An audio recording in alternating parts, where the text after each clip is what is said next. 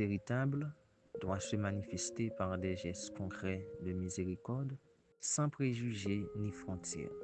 La liturgie de ce dimanche nous invite à vivre cet amour, de faire preuve de compassion, pas seulement envers les personnes que nous connaissons, mais envers toutes celles que nous pouvons croiser. Demandons au Seigneur la grâce d'un cœur compatissant, capable de voir le besoin de notre prochain. Tu aimeras le Seigneur ton Dieu de tout ton cœur, de toute ton âme, de toute ta force et de toute ton intelligence, et ton prochain comme toi-même. Il y a deux choses qui me viennent. Déjà, le fait que aimer Dieu, c'est donner notre cœur, lui donner notre présence. C'est penser à lui dans notre manière de vivre, à agir aussi pour lui et à essayer de le connaître. Aimer son prochain comme soi-même, c'est quelque chose qui demande un effort conscient.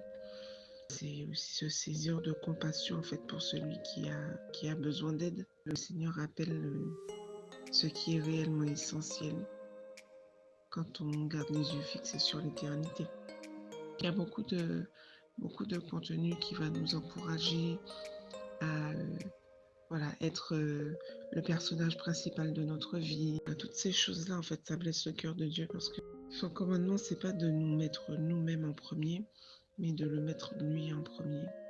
Ce texte vous invite à vous aimer les uns les autres, à être compatissants les uns envers les autres, à s'entraider, à s'aider chaque jour.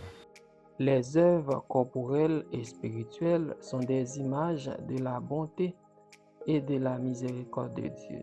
L'Évangile nous plonge dans l'incertitude où Jésus est en train de conduire cet homme à découvrir lui-même son véritable amour. Il veut lui montrer que l'application stricte des commandements se vérifiera dans les relations personnelles, impersonnelles et surtout dans les bonnes œuvres.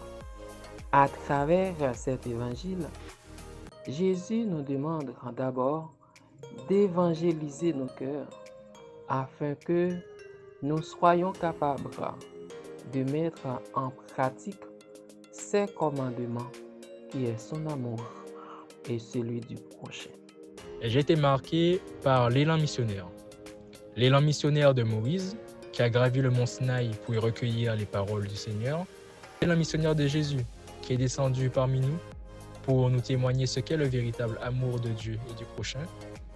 Et tout cela m'a fait penser à tous ces hommes et à toutes ces femmes qui sont partis aux extrémités de la terre pour annoncer l'évangile et faire en réalité ce que Jésus a dit. Va, et toi aussi, fais de même. Fais de même.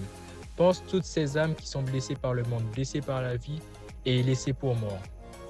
Eh bien, c'est à nous aussi, frères et sœurs, de poser ces actes, de témoigner de cette vérité qui nous a été donnée, qui nous a soignés nous, et également nos frères et sœurs qui n'ont pas encore reçu cette bonne nouvelle, en leur annonçant l'évangile.